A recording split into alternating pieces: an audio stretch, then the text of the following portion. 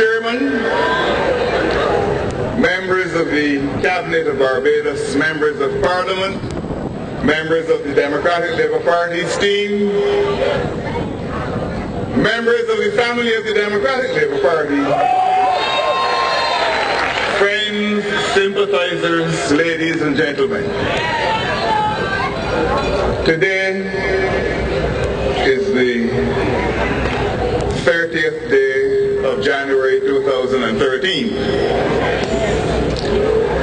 And yesterday, I indicated to His Excellency the Governor General that it was my desire that the Parliament of this island should be dissolved and that a general election should be set for the 21st day of February 2013. I indicated that nomination day should be on Wednesday, February the 6th. And the Governor General acted in accordance with my advice. We are here tonight in Bay Street because we have a story to tell. A story of which we are very proud, because over the last 5 years the Democratic Labour Party in government has done very, very well.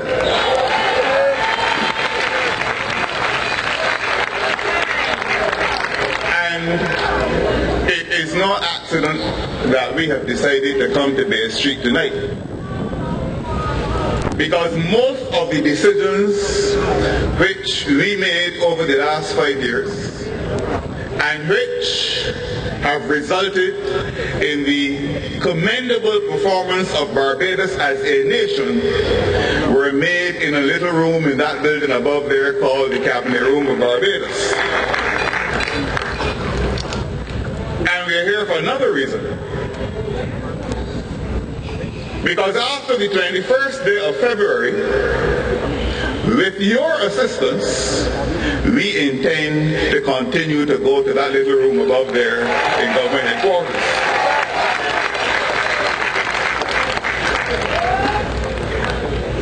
When we came to office in January 2008, we met many challenges. You heard all of the previous speakers talk about those challenges. But we met those challenges as courageous men and women, because we were made for tough and challenging times. We are not political wimps, political jellyfish. We are men and women of character in the Democratic Labour Party. And even though the challenges we faced would have daunted lesser men and women, we were so committed to the cause and so steeled ourselves for the challenges we were about to face that tonight we can look Barbadians in the face with pride and say, we have delivered to you.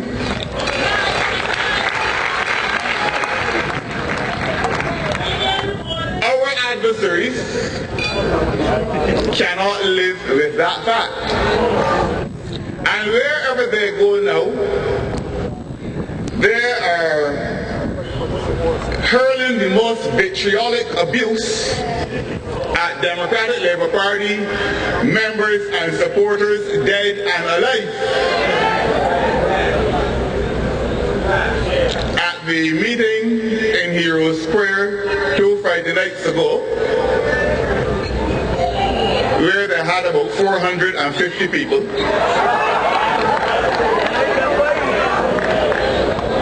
the late leader of this organization, the late David John Howard Thompson, was subjected to the most virulent abuse by a gentleman who is supposed to be the candidate for the Barbados Labour Party in the constituency of St. Michael South. Now, during David's lifetime, this man used to claim that was his very good friend. Of course, I am old enough to know, and I was older than David, that you really can't have genuine friends in the Barbados Labour Party. But that he could stand up on a platform in Hero Square and say the things he said about a man who can't defend himself, a man whose spouse, whose widow is a member until Parliament was dissolved yesterday of the Parliament of Barbados. A man who left 3 fine young daughters who still have to live and move and have their being in Barbados. And in the face of all of that, he could hold that man up to the kind of abuse and ridicule which has been reported to me. That is a matter for the profoundest possible regret.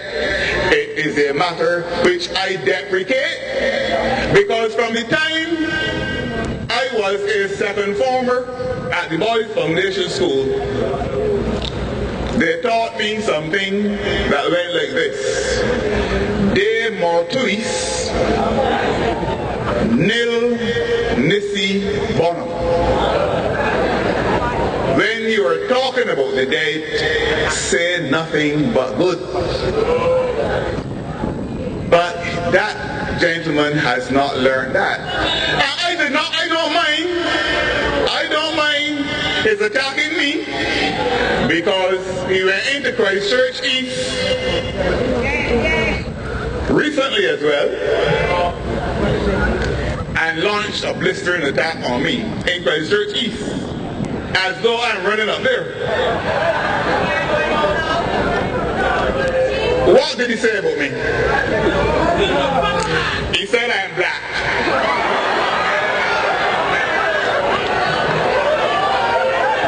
But as a fact, I am black and I am proud.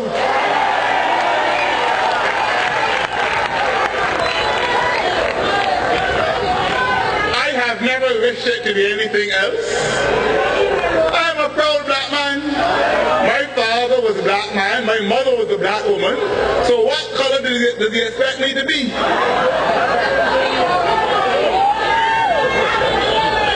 He said, according to reports reaching me, that my nose is broad.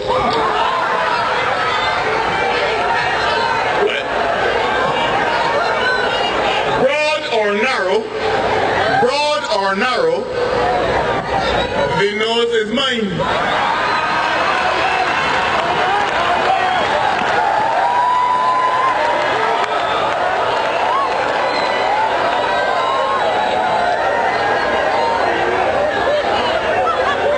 And I am very particular as to what I allow my nose to smell.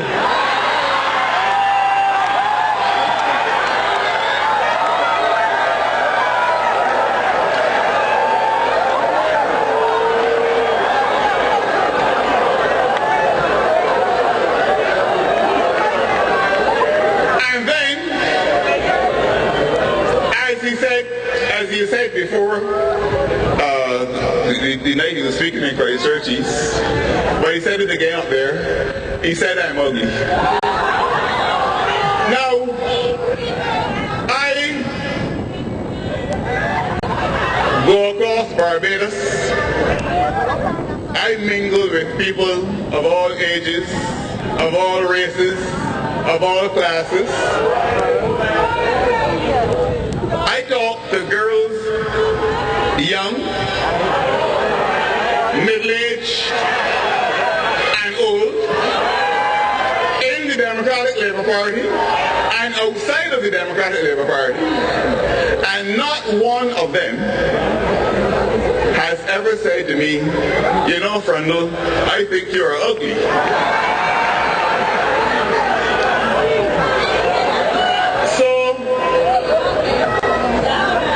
He does not have any allies. He stands out tonight, therefore, as the only woman in Barbados who thinks that I'm ugly.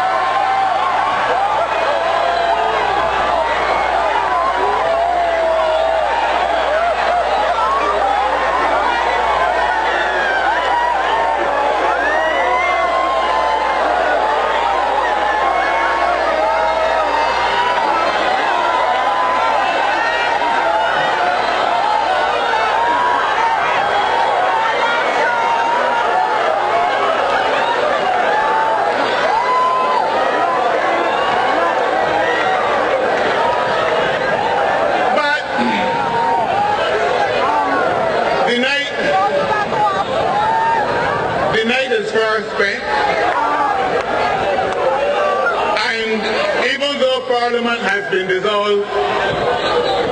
The government of Barbados has not been dissolved. We have to have a cabinet meeting tomorrow morning at the usual time, and therefore I am not going to keep you very long. But I want to say this. We came to office and we met a series of challenges on our resumption of the role of government. We met a number of challenges which I will divide into political challenges, social challenges, and economic challenges. And I want to deal with them very, very briefly before I allow you to go to your several places of abode to enjoy sweet and quiet repose in the extended and waiting arms of Morpheus, the god of sleep.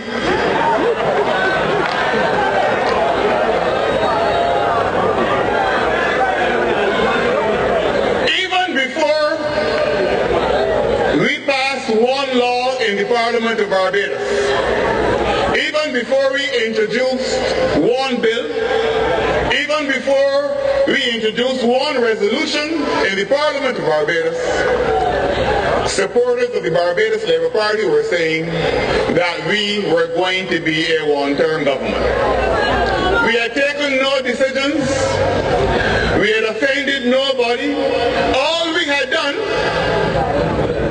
was to have a throne speech read by the then acting Governor General, the Honourable Elliot Belgrove, as he then was. He is now Sir Elliot Belgrove.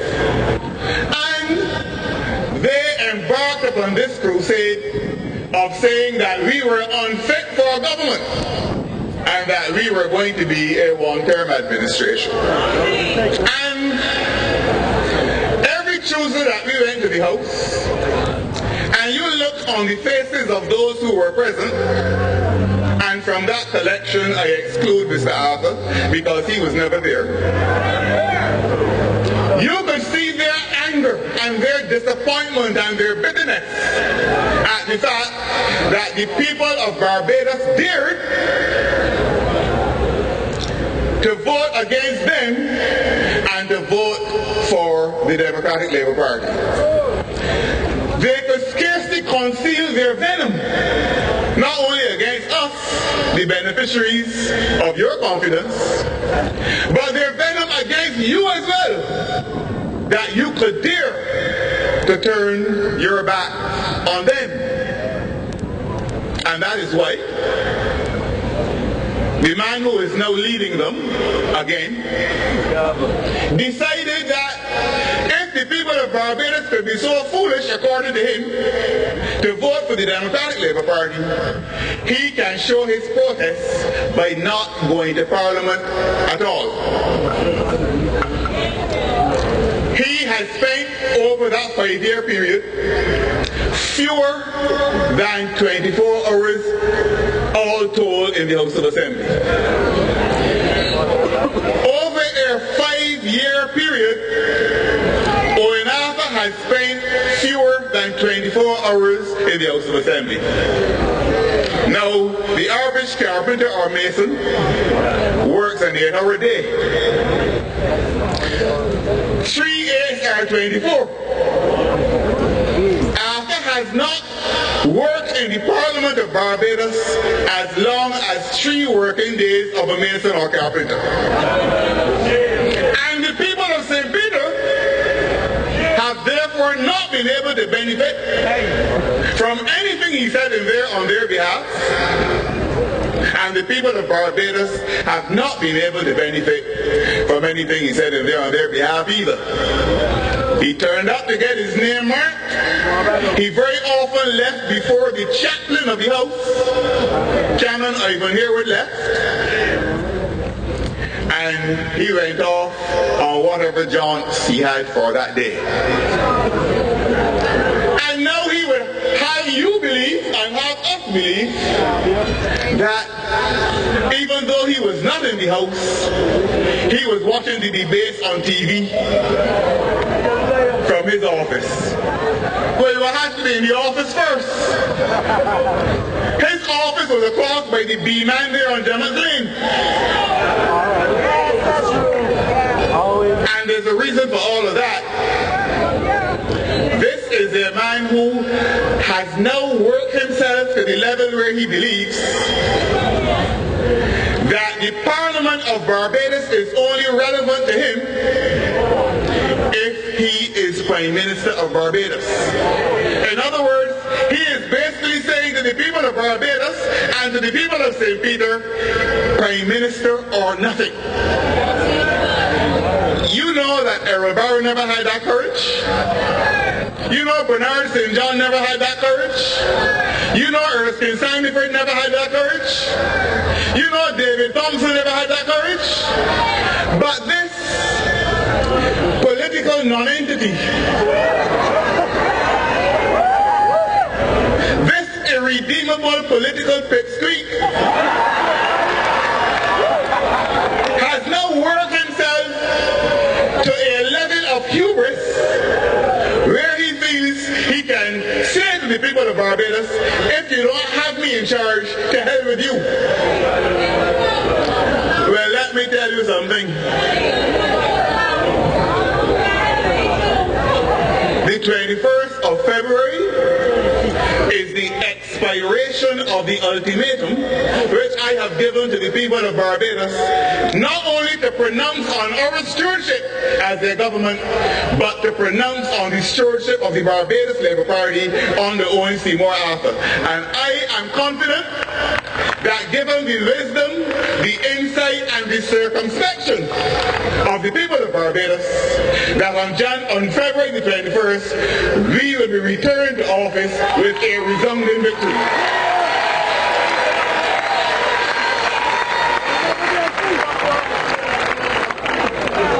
George Payne didn't do much better.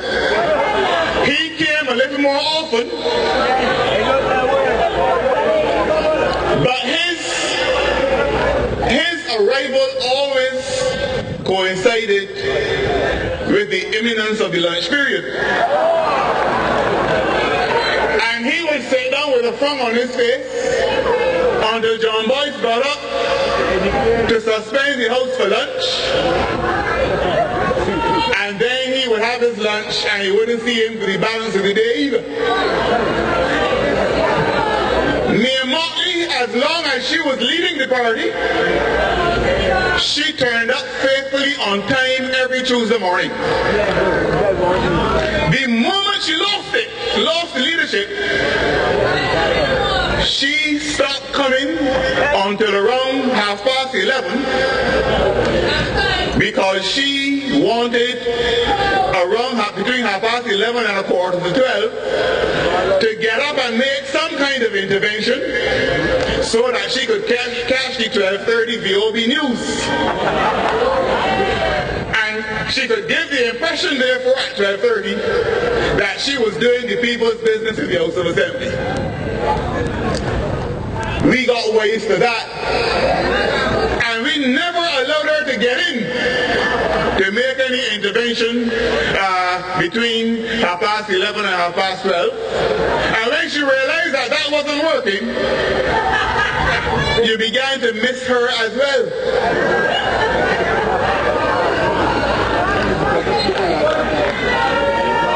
Whenever William Duguid bothered to be in Barbados,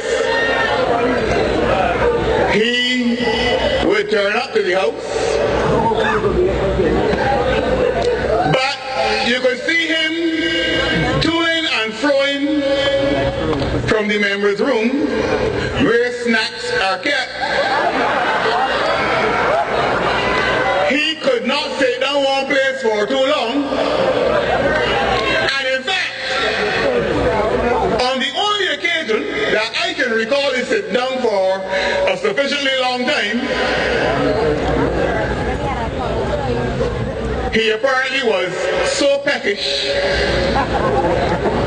that some innocuous statement made by a member of the government led him to deliver himself of one of the worst expressions of bad manners and bad behavior in the House of Assembly, he went worldwide cursing the mother of a member of the front bench of the Democratic Labour Party. But to be fair to him, whenever he was in Barbados, he would come to the House even though he did not spend a lot of time in his seat. Rawl Eastman was a faithful attendant at the House as long as he was well, and whenever he came, he made some sensible and valuable contributions to the debate. But poor Rawl was so abused and badly treated by Owen Arthur over the years while they were in government that I am satisfied that his spirit is now broken. And I really want to take this opportunity to wish him well. I've known him from 1971. We were in the university together. And he has rendered good service to public life in Barbados, without doubt. But he has been so badly treated and abused by Owen Arthur that in his declining years as a parliamentarian, his confidence weakened and his enthusiasm waned.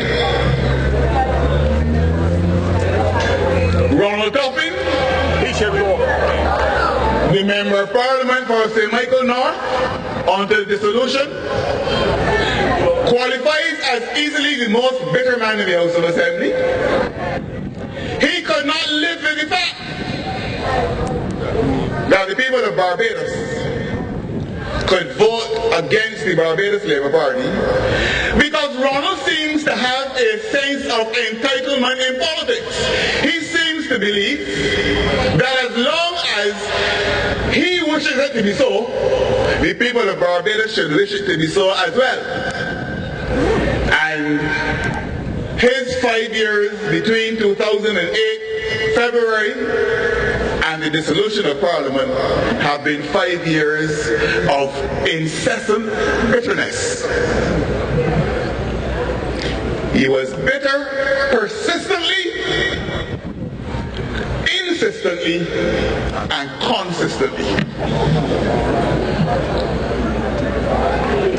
I tell you this, Francis de Pisa owes Barbados, or rather owes it to Barbados, to rid the Parliament of Barbados of Ronald Toppin. And all of the assistance he needs to get that done, he will get from me and from the team of the Democratic Labour Party. It just is not satisfactory that any man should sit in the House of Assembly for 5 years wearing a permanent frown on his face and unable to stand up and make a speech that was not evidently a bitter speech. I have said elsewhere, and I repeat it, Glenn Clark was very often in his seat in the House. Sometimes he had to be there alone. The problem with Glenn Clark, of course, is that there's really no difference between his presence and his absence. Because whenever he opened his mouth, it was to say something more uninformed than he said the week before.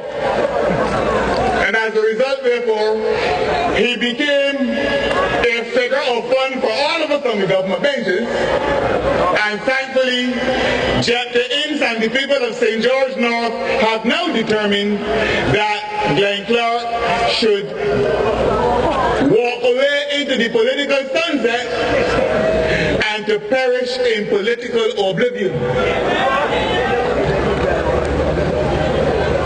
I tonight heard Ronald Jones's speech, and he informed all of you about Owen Arthur's feelings about Miss Cynthia Ford. He described her, according to reports that reached us, reliable reports,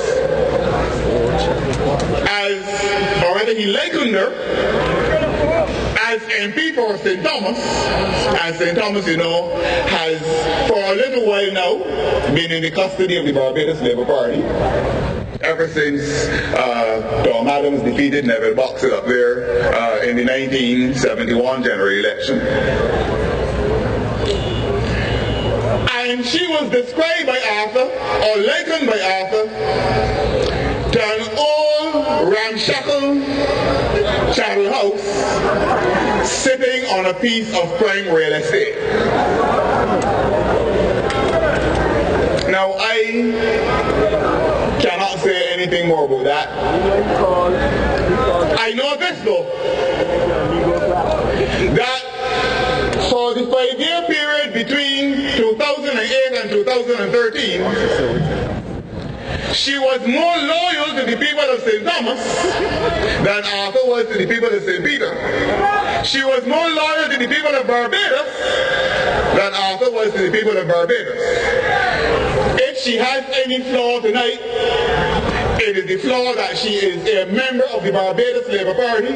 She is in bad company, and we are going after the seat in St. Thomas as well. Is the nature of the political crisis or political challenge that we face in Parliament over the last 5 years. Everything we did in the House of Assembly was wrong. Every piece of legislation we carried was the wrong piece, or it had flaws according to them. Every time we carried the estimates, they were the wrong estimates.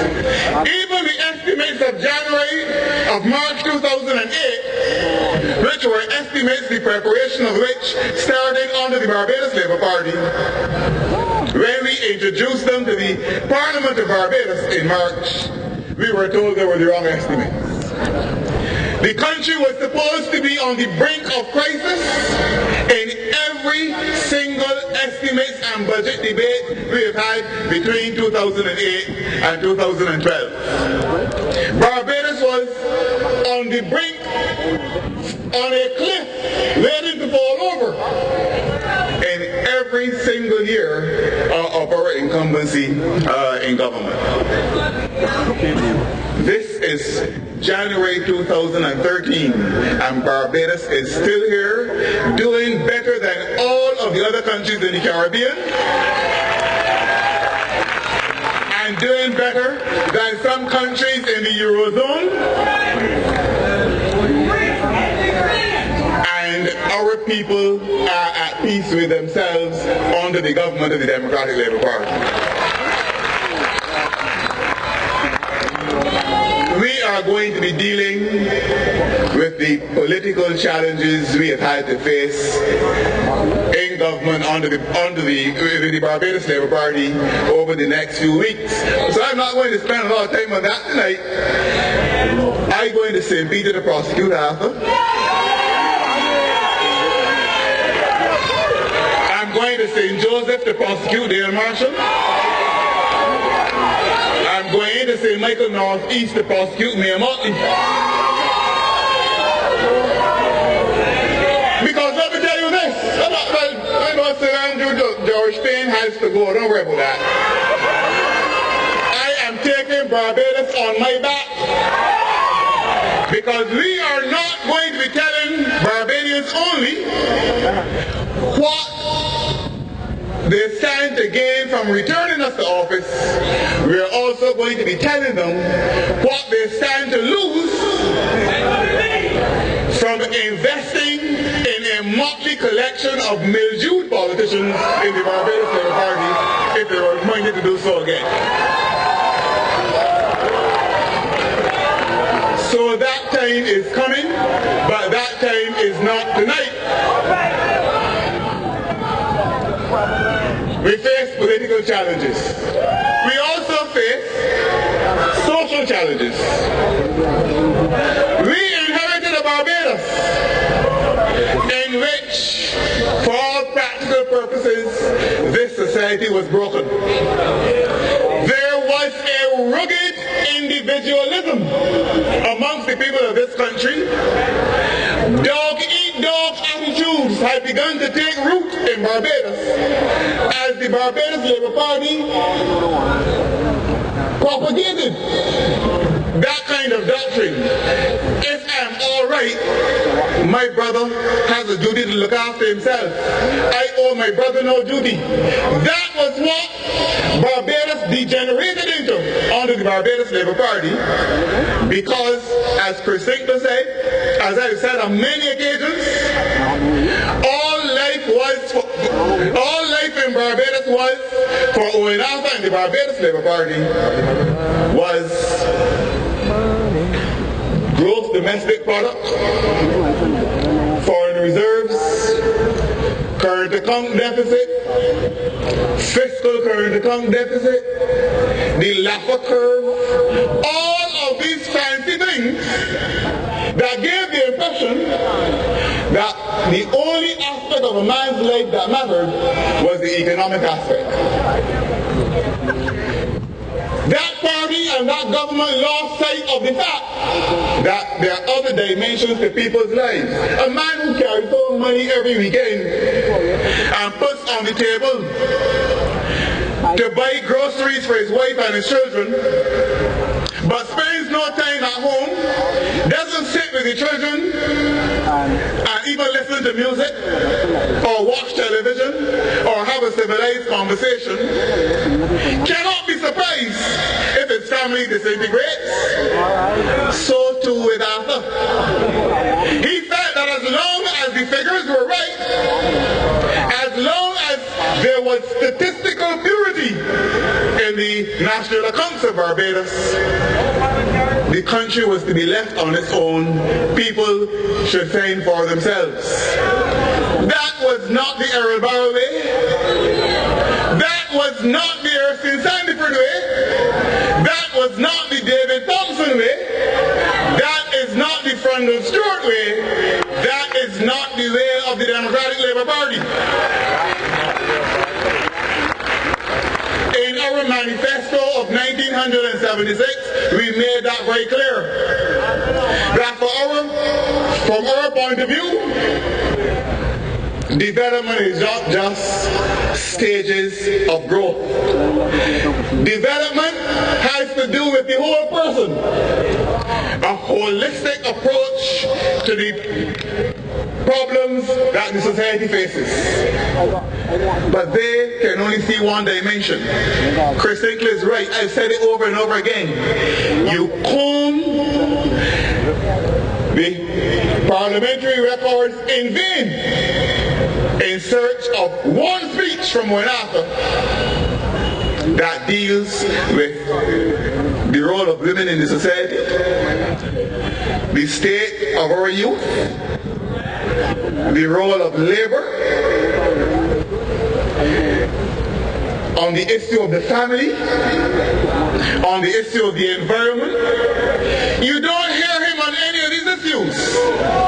In fact, I'll tell you something. In the last estimates debate, in March 2012, we were doing education. And I saw him get up to make an intervention on education. And I said, it is going to happen today. I did not know the man only got to talk about the cost of education. Even sinking his teeth into what education is and what it should do and what kind of human beings it should create is beyond his capacity. He does not even understand that when he is talking about the productive sectors, that the most important productive sector in any society is the education sector, because the manufacturing sector may produce goods, the agricultural sector may produce food, but the tourism sector may produce foreign exchange. The international business sector may produce corporate income tax, corporate taxes, or may produce foreign exchange as well. But the education sector produces human beings, produces people, and therefore it is the most important productive sector in any society anywhere of the world. And Errol Barrow understood that. David Thompson understood it. That's why we've always contended that Barbados is not just an economy, it is a society as well.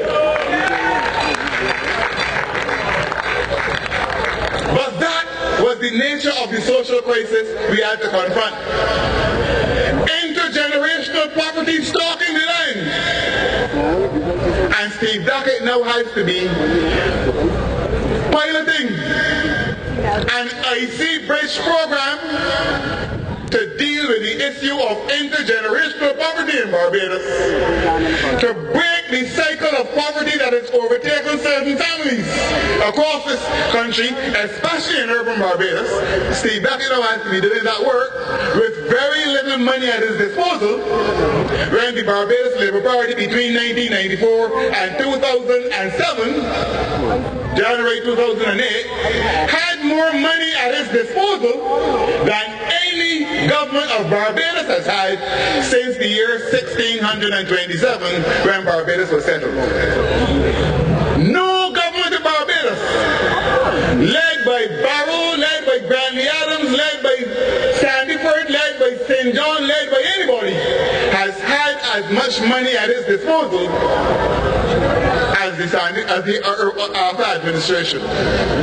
And Steve Duckett still has to be dealing with intergenerational poverty in Barbados on a very tight budget because of the circumstances in which we now have to operate. Michael Lashley came into office as Minister of Housing. You heard from him tonight, and you'll be hearing a lot more from him and from us on the issue of housing across Barbados. But nearly 30,000 outstanding applications at the National Housing Corporation.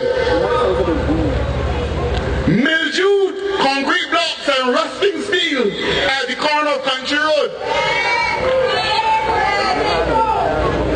And in 5 years, Michael Lashley has done more in housing, Michael Lashley and the Democratic Labour Party, than the Barbados Labour Party did in 14 years.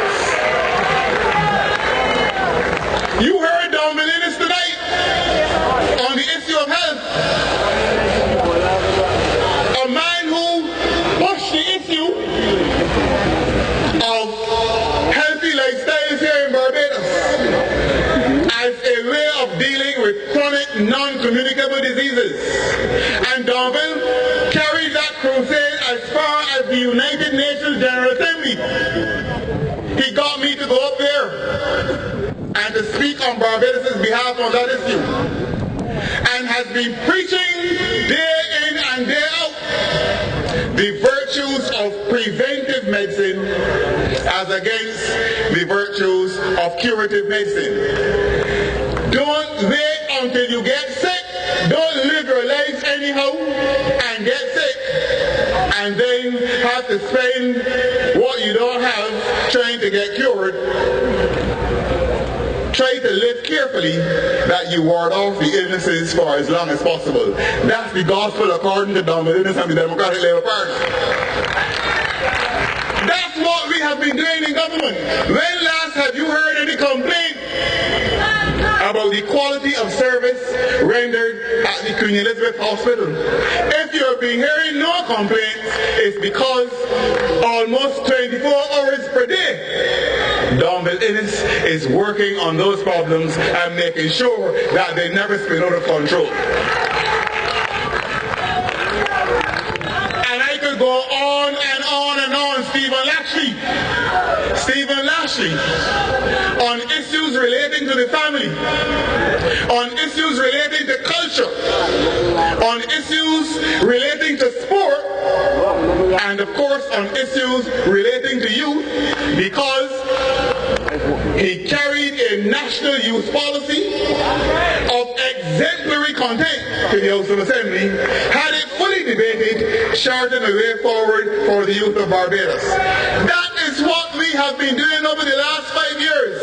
And Steve Blackett, if I may get back to him, has now completed the white paper on aging in Barbados so that the government can have a clear blueprint as to what has to happen to our aged in this country over the next 30, 40 years. And he was able to do this because prior to that, he had got a survey done on the assessment of living conditions in Barbados to get a synoptic view of where the pockets of poverty are, where the aged can be found, what are the problems they're experiencing, so that when we sit down to craft policy, we are not playing blind man book, but we are crafting policy on the basis of hard evidence. That is what this government has been doing. While they have been playing dominoes, and while they have been in the members' room snacking, and while they have been, as Dale Marshall always did, when he was in the house, he was either fast asleep or on his BlackBerry. That's when he was not in the members' room. But while they were doing all of that, that is what this government was doing. And that is why we can look all of you in the face tonight and say that at that moment in time, when you expected most from us, we were on the job ensuring that you got most from us.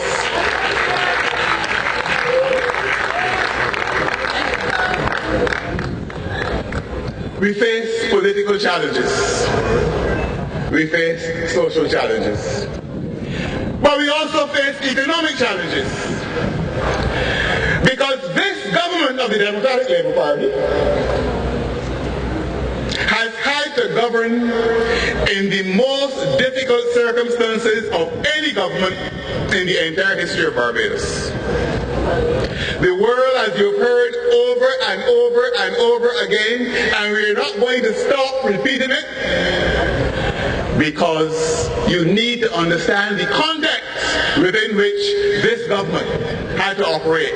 You need to understand the context within which Richard Seeley had to manage the Ministry of Tourism. The context within which Dennis Lowe had to manage the Ministry of the Environment. The context within which Dennis Kelman had to deal with the manufacturing sector, a small business sector, and rural development. The context within which George Hudson had to deal with international transport and with international business and financial services. The context within which John Boyce had to deal with transport and work here in Barbados. And I could go on and on and on. The worst crisis ever the world has ever seen in the last 100 years. And we had to manage Barbados in that crisis. The United Kingdom, as Precinct told you, is now facing what is called a triple-dip recession. The past double-dip already, facing triple-dip now. Nearly 20 million people in the United States of America unemployed, 43 million on food stamps. Over 50% of the young people in Spain unemployed. Greece, a basket case.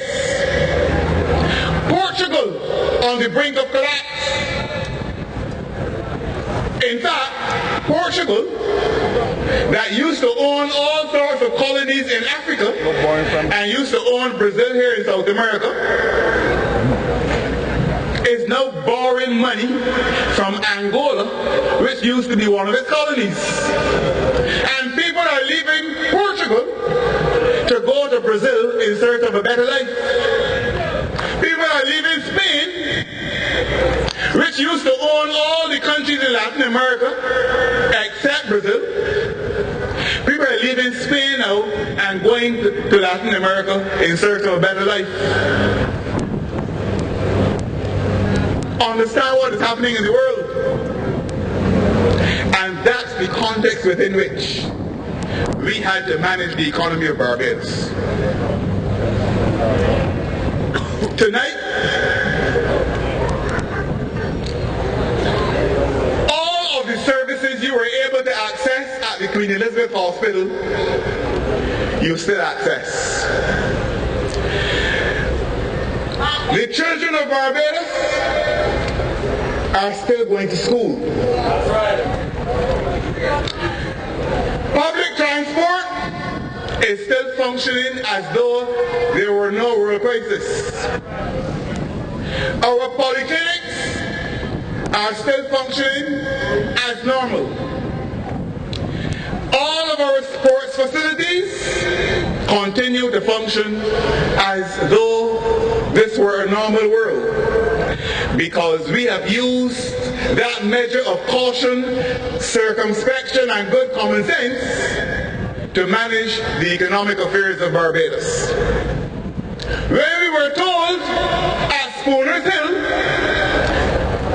by Owen Arthur at a public meeting, the foreign reserves are there, that's what we left them for, spend them. Had we taken that advice, I could not look any of you in the face tonight. But we were more sensible than that. And that is why you have to appreciate, or that is why we invite you to appreciate what the Democratic Labour Party has done for Barbados over the last 5 years. That is why we feel confident that we can look you in the face and say to you, the first 5 years were good, but the next 5 years will be better.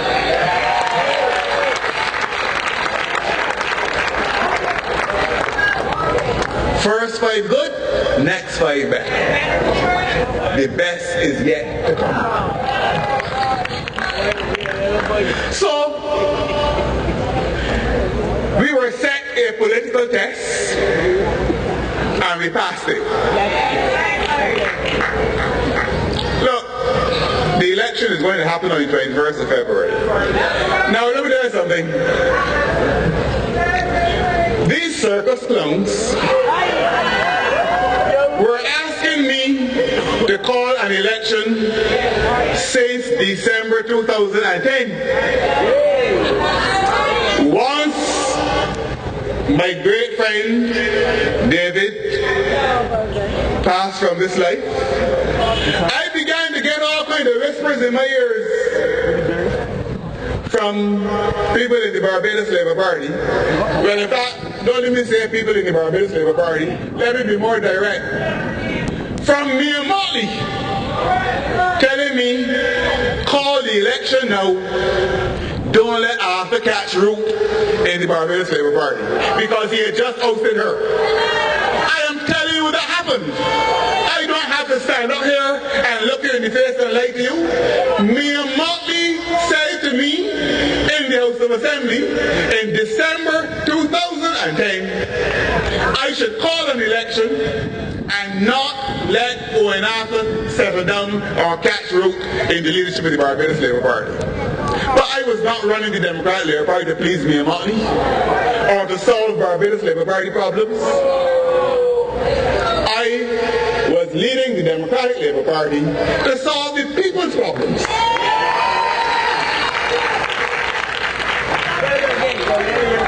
But you see,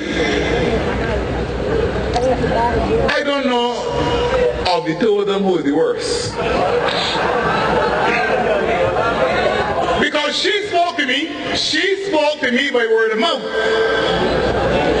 But Arthur put it in writing that he wants me to relieve him of Mia Motley.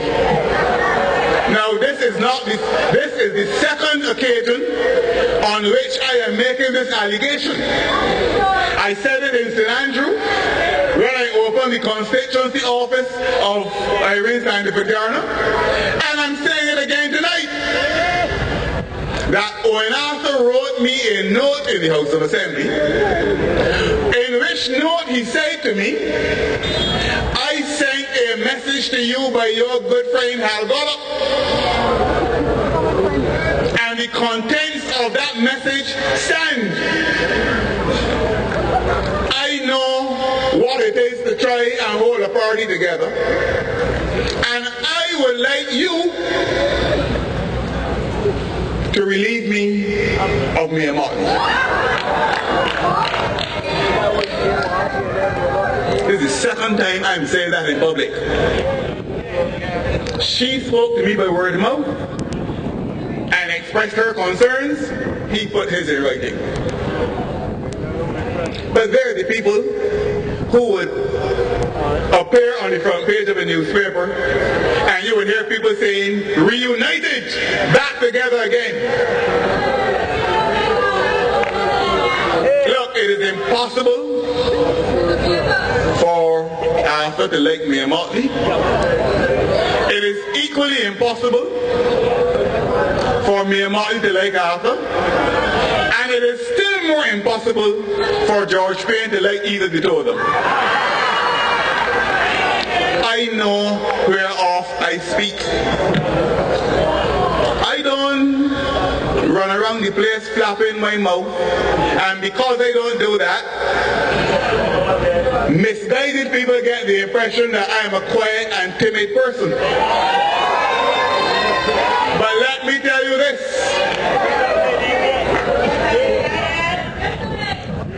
I can be a dangerous animal.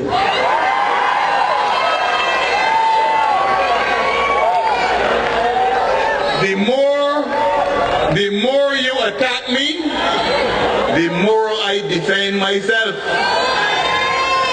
And that is as dangerous as any animal can be. Anytime you put an animal in a position where he has to defend himself, look for cover. But let me get back quickly to what I was saying before you wind up. They said they wanted the election. They called for it. They called for it by themselves, and they called for it through their henchmen, their acolytes, and their pimps.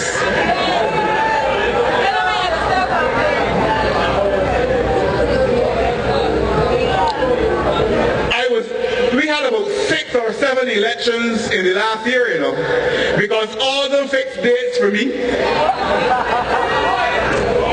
And the dates came and passed because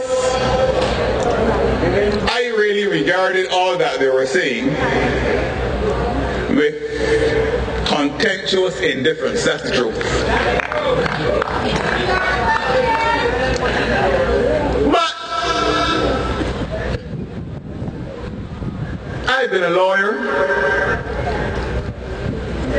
from October 1984 until now. I read constitutional law from books. I'm not a lawyer by telephone. I'm a lawyer by books. And I understand what the Constitution says. I knew the day beyond which I could not go to call a general election.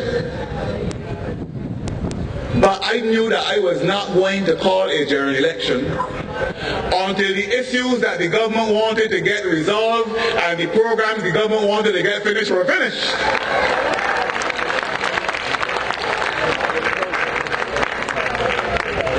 So,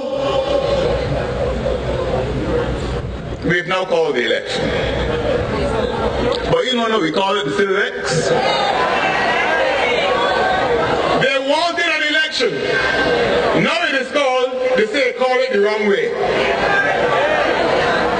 That I should have called it on the floor of the House of Assembly, or I should have called a press conference. Now listen to me. You hear me here a bit, see? Hear me a bit. are going to make anything of your lives, you can only do so by following the best examples available to you. I've been following politics in Barbados from the time I was 9 years old.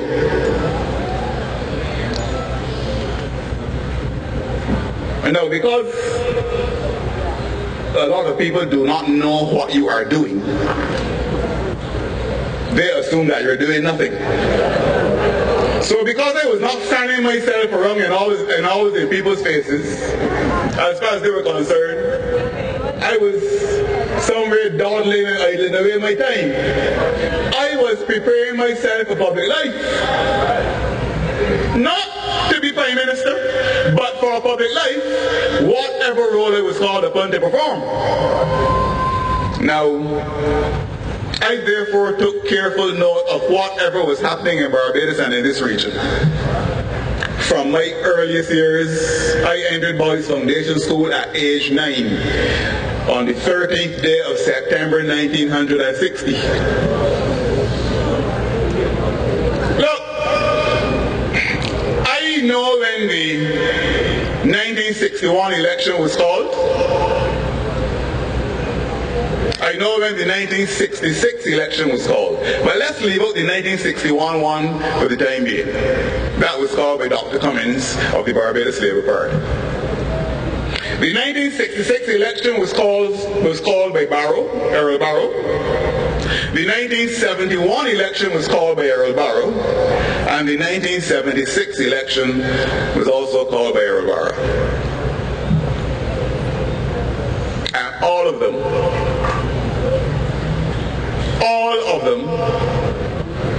were called by notices coming through the Government Information Service. Tom Adams called the 1981 election through a notice coming through the Government Information Service. Bernard St. John called the 1986 election through a notice coming through the Government Information Service. Erskine Sandiford called the 1991 election through a notice coming through the Government Information Service. Erskine Sandiford called the 1994 election through a notice coming through the Government Information Service. And they were behaving yesterday as though this is the first time this thing had ever happened. Let me tell you this, I don't, Arthur has done it too, but Arthur is no role model for me in politics. So I really don't care what he does or how he does it. I follow the best examples available to me. And that is how it was done yesterday, and that was the proper way for it to be done.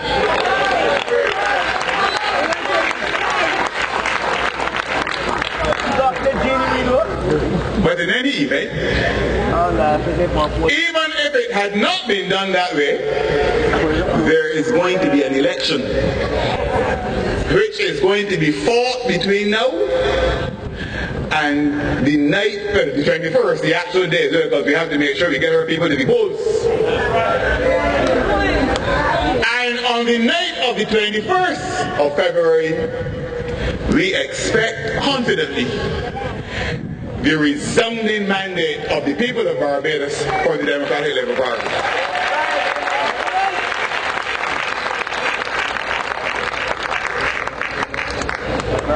So, over the next few nights, you'll be hearing from us. There will be, as I'm hearing here, there will be heat in the place.